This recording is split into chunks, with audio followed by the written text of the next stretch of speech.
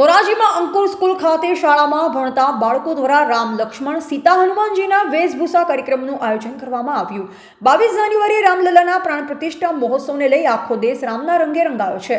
રામ ભક્તો અવનવી રીતે ઉજવણી કરી રહ્યા છે। અયોધ્યામાં રામ મંદિર પ્રાણ પ્રતિષ્ઠા મહોત્સવ નિમિત્તે ધોરાજીમાં અંકુર સ્કૂલ ખાતે કાર્યક્રમનું આયોજન કરવામાં આવ્યું, જેમાં શાળામાં ભણતા બાળકો દ્વારા રામ લક્ષ્મણ સીતા હનુમાનજીના વેશભૂષામાં તૈયાર થયા અને અલગ અલગ ડાન્સ દ્વારા કાર્યક્રમની રજૂઆત કરવામાં આવી અને રામલલ્લાના ની ઝાંખી કરાવતું પ્રદર્શન। આ પ્રસંગે પ્રભુ શ્રી રામના બાલ્યાવસ્થાથી રાજ્યાભિષેક સુધીની જીવન ચરિત્રની ઝાંખી કરાવતું પ્રદર્શન પણ ખાસ યોજાયું, જેમાં બાળકોએ વેશભૂષા ધારણ કરી રામાયણના વિવિધ પાત્રોને જીવંત બનાવ્યા હતા।